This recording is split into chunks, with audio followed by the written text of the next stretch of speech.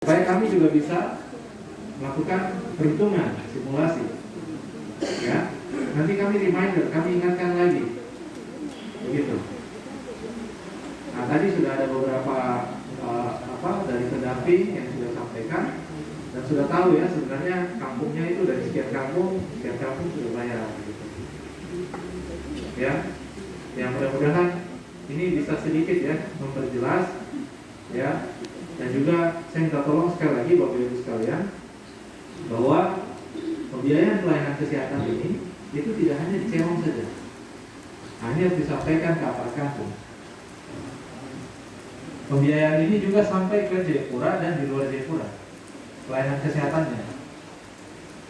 Ya, mungkin Mas Angga bisa saya tunjukin ya berapa biaya pelayanan kesehatan di Cerong, di luar Cerong, sama di luar Papua, ya. Baik ya. Yang Cerong saja, ini peserta Cerong saja. Peserta di kantor cabang saya itu ada sekitar 1,5 juta. 1,3 juta, minta maaf. Boleh ditampilkan?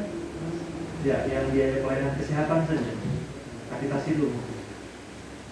Nah, ini sebagai informasi saja bahwa pembiayaan pelayanan kesehatannya itu biayanya besar kalau itu sekalian. Mana? Oh, ya. Nah, itu yang kapitasi. Atas dibesarkan. Oke, Pak izin yang lain.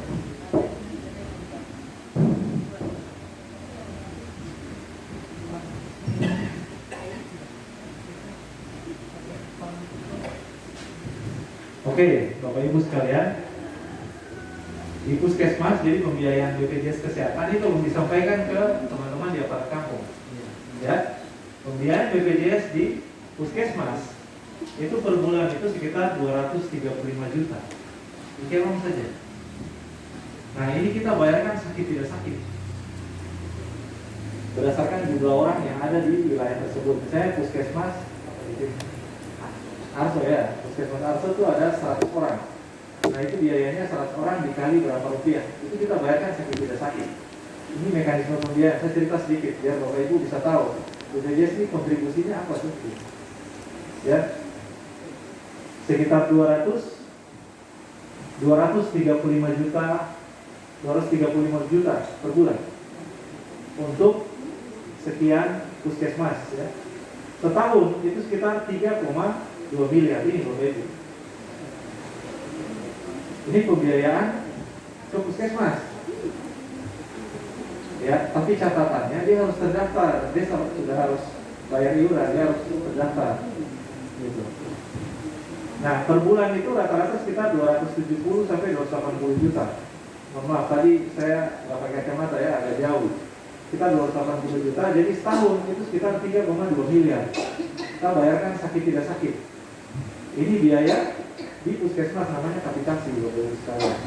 Biaya ini kita laporkan ke Pemda setiap bulan, ke Dinkes, ke Sekda kita laporkan. Nah, di luar biaya ini kalau ada yang bersalin, bidan tolong, beda lagi biayanya. 700.000 persalinan normal kalau bidan tolong. Jadi kalau dalam satu kampung itu ada 10 orang yang bersalin, bidan dapat sekitar 7 juta, atau puskesmas itu dapat 7 juta. Di luar ini. Tapi syaratnya dia harus terdaftar. Gitu. Nah, kata kuncinya tadi, sekarang berobat tidak pakai kartu BPJS lagi ya, sudah bisa pakai NIK. Nah, makanya yang ganti-ganti KTP elektronik sekarang update ke BPJS. Saya pakai KTP elektronik yang mana? Karena saya dulu dari Manokwari, saya tugas di Manokwari hampir 4 tahun, kemudian pindah ke Wamena hampir 2 tahun, nah sekarang ke Jayapura sudah 3 tahun. KTP saya masih Manokwari, saya mutasi ke Jayapura. Nah, bisa pakai KTP Jayapura. Ini yang di puskesmas, ya. Ini yang rawat inap Bapak Ibu. Rawat inap itu sekitar 15 sampai 20 juta. Jadi selain persalinan, ini di puskesmas ya, ada rawat inap. Nah, rawat inap itu per hari itu ada biayanya, per hari per orang berapa gitu. Oke, kita lihat, ini sudah jelas ya yang di puskesmas ya. Kita lihat yang di rumah sakit. Coba ke rumah sakit. Ini bisa kita lihat nanti siapa orangnya, namanya siapa, sakitnya apa, berapa lama dirawat.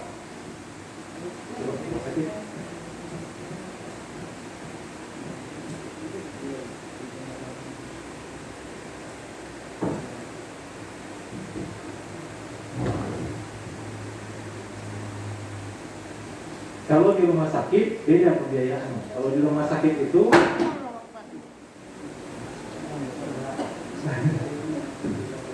kalau di rumah sakit Bapak Ibu itu pembiayaannya kalau ada pasien yang sakit, baru rumah sakit ngeklaim ke BPJS, dia pakai klaim, ya. Nah, ini dia Bapak Ibu. Di rumah sakit Koiga itu tahun 2021 kami bayarkan 2,7 miliar. Di rumah sakit Koiga itu baru di rumah sakit Koiga. Tadi di puskesmas sekitar 1 miliar ya, 1,3. Nah ini di rumah sakit Koiga itu 2,7 miliar. Ada 4.190 pasien dalam 1 tahun yang kita biayai. 4.000-an. Per bulan itu 232 juta atau 349 pasien di rumah sakit Koiga saja. Nah kalau dia tidak selesai di Koiga, dia dirujuk ke mana? Ke Dok 2 ya, atau ke Dian Harapan, atau mungkin ke rumah sakit AB. Itu kita bayar lagi Bapak Ibu sekalian. Nah ini berkasus per nama. Ya, coba kita lihat yang di luar Kerong ya. Coba di luar Kerong. Lagi. Nah ini yang di luar Kerong Bapak Ibu. Sejak ini saya tampilkan data sejak 2016 sampai 2022. Coba kita lihat di 2021 tahun kemarin aja Bapak Ibu. Yang dirujuk di luar Kerong totalnya ada ini Mas. Di atas coba mana yang 2021? Kanan. Ke kanan. Ya. Ini ya 2021. Kita lihat berapa nilainya? Ada 6.221 pasien. Lebih banyak yang dirujuk ke Jayapura. Kenapa? Fasilitas di sini terbatas. Bisa jadi keluarga yang lagi tinggal di Jayapura langsung belok ke Dian Harapan atau ke D atau ke Dok 2. Ada sekitar 6.221 pasien atau 6,4 miliar. Sudah berapa tadi? 1,2 tambah 2 miliaran tambah 6 miliar, kurang lebih sekitar 10 ya. Nah, di sini yang paling tinggi itu di Rumah Sakit Dian Harapan. Coba sini. Ini ada macam-macam ini. Mulai dari Rumah Sakit Dian Harapan sampai di Rumah Sakit Timika ada. Gitu. Bahkan di Rumah Sakit Timika ya. Bahkan di Puncak Jaya juga ada. Mungkin keluarga yang tinggal di sana. Jadi kita bisa baca karena ini sistem. Nomor kartunya kedetek. Mungkin pas dia lagi lihat saudaranya di sana terjadi. Ya, ini yang di luar Kerong sekitar 6 miliar sekian. Kita lihat yang dirujuk ke luar ya, di luar Papua. Ada nggak pasien Kerong yang dirujuk ke luar Papua? Coba ya. Nah, ini yang dirujuk ke luar Papua. Kalau tadi ke Jayapura, Profita, Dian Harapan. Kalau ini mulai kita ambil provinsi Bapak Ibu. Karena kalau kita buat kabupaten banyak. Ada 10 provinsi. Ambillah 2021 ya. Jadi mulai dari Sulawesi Selatan sampai ke Maluku ada pasien dari Kerong yang dirujuk ke sana atau keluarga yang lagi di sana. Totalnya itu sekitar 329 sekitar 238 pasien, ada sekitar 512 juta sekian. Ya. Ini rata-rata per bulan itu sekitar 30 pasien atau 53 juta sekian. Per tahun itu 357 pasien atau 645 juta sekian. Nah ini ada data-data orangnya. Jadi dirawat berapa lama, tindakannya apa saja, puskesmas mana yang merujuk, rumah sakit mana yang merujuk, statusnya anak atau istri ada. Jadi ini yang biasa diaudit sama teman-teman dari BPK, BPKP, KPK, ini audit ini. Benar nggak? Iuran-iuran yang tadi dibayarkan itu dibiayakan oleh kami. Nah sekali lagi sistemnya gotong royong. Yang tidak sakit membantu membiayai yang sakit. Itulah sebabnya kenapa iurannya flat tadi ya, sekitar 176 tadi, 178.000 ya.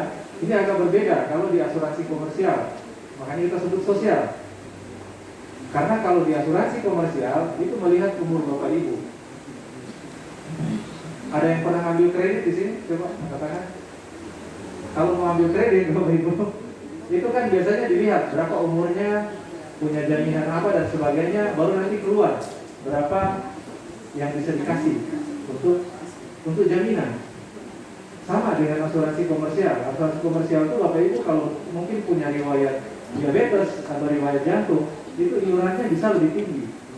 Jadi orang yang punya riwayat jantung atau riwayat diabetes dengan orang yang hipertensi dan yang tidak punya riwayat itu iurannya beda. Kalau di jaminan sosial tidak, sama semua. Dan orang yang hamil itu tidak harus dia di bulan ke-1 lagi hamil baru 3 minggu dia sudah harus daftar. Tidak. Dia sudah 9 bulan dia baru daftar, baru bayar iuran. Di bulan itu kita harus bayarkan persalinannya. Ini prinsip sosial. Itu Bapak Ibu sekalian. Cuman memang mekanismenya ya harus kita tahu juga, ya. Nah makanya tugasnya Pak Ferdi di sini nanti mungkin kalau ada yang Bapak Ibu perlu tanyakan, nah grup tadi yang kami buat nanti di WhatsApp itu silakan Bapak Ibu komunikasikan ke kami, ya. Apakah keluhan dan sebagainya. Baik, mungkin ini dari saya. Selanjutnya saya kembalikan, mudah-mudahan sudah ada sedikit pencerahan ya kemana biaya ini kami bayarkan Bapak Ibu sekalian. Ya, baik, terima kasih. Baik, 3 penanya berikutnya Bapak Ibu. Satu lagi, 2, 3. 3 ya.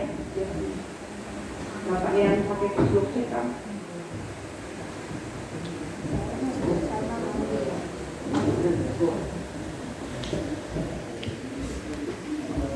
Baik, terima kasih. Shalom, selamat siang untuk kita semua. Untuk pertama perkenalkan, nama Christian Mai, pendamping Suparis.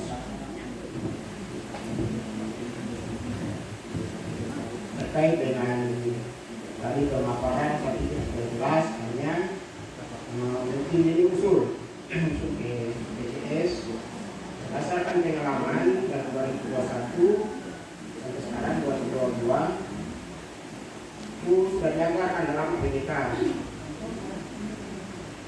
Terus untuk BPJS Ketenagakerjaan itu otomatis dipotong langsung. Mereka punya rekening dari BPJS Ketenagakerjaan. Jadi pengalaman itu kami langsung kampung-kampung cair langsung store 1 tahun. Untuk tahun lalu, tahun 2021 itu 2 dari BPJS Ketenagakerjaan dan BPJS Kesehatan. Untuk BPJS Ketenagakerjaan sudah di store, hanya khusus untuk BPJS Kesehatan ini agak susah. Mereka bahkan datang sampai di sini, mereka bingung restorannya di mana. Sehingga usul konkret begini, kalau bisa ada rekening khusus dari BPJS Kesehatan untuk langsung di store per kampung, itu kolektif langsung 1 tahun masuk. Apa saya itu bisa? Kalau terus saat ternyata lihat ada terutang untuk tahun 2021. Ini usul saya begini, kami bilang tahun ini dong bayar, terus terang agak berat karena itu pengalaman. Ini saya bicara kenyataan fakta ini di lapangan. Kita hitung-hitung saja, tahun ini ada 500 ADD untuk dana itu semua. Untuk 300 saja itu habis untuk apa?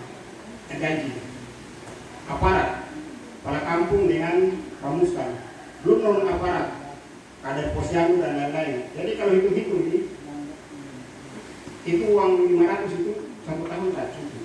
Sehingga kalau bisa utang yang tadi rata-rata ada 12, 13, 14 juta ini dianggarkan untuk tahun 2023. Sedangkan untuk tahun ini tetap otomatis akan dibayar. Itu menurut saya.